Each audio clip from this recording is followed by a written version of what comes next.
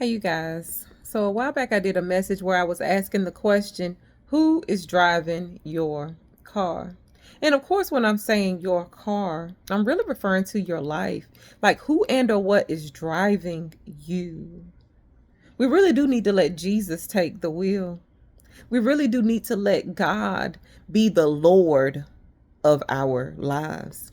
And so after I did that message, I got some more nuggets that I would like to share with you all. And I had even heard a phrase that's applicable to this theme.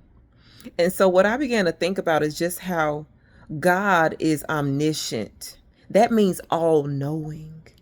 So it is in our best interest to let our all knowing God be the driver of our lives because he knows where he's going.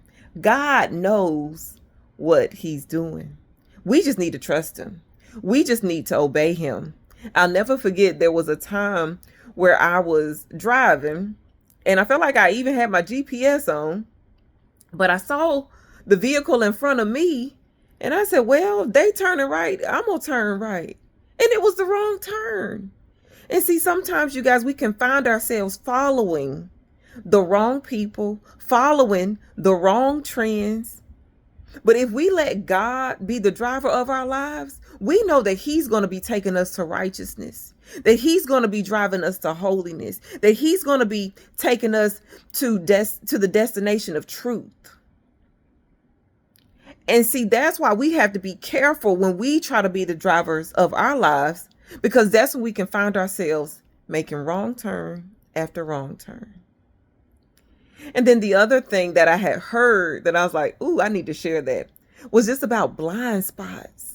You guys, when we try to be the drivers of our life, we don't see the blind spots. But when we serve a God who is all knowing, he sees the wolves in the forest.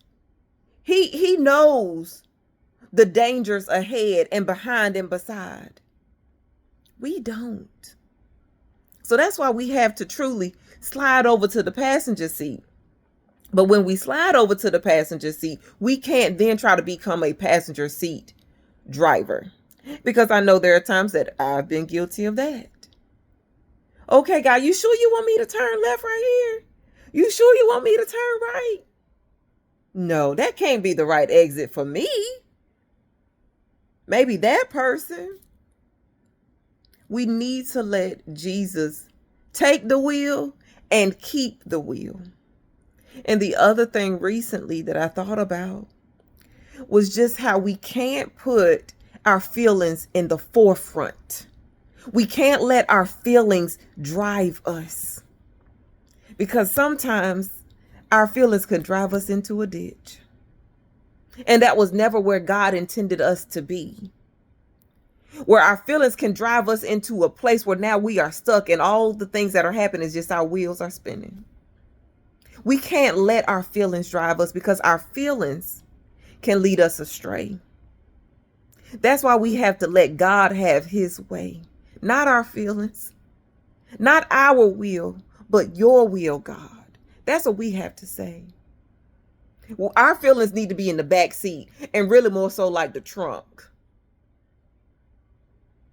And so you guys, as we are into this new year, I just want to encourage you all, including myself, to let's let Jesus take the wheel.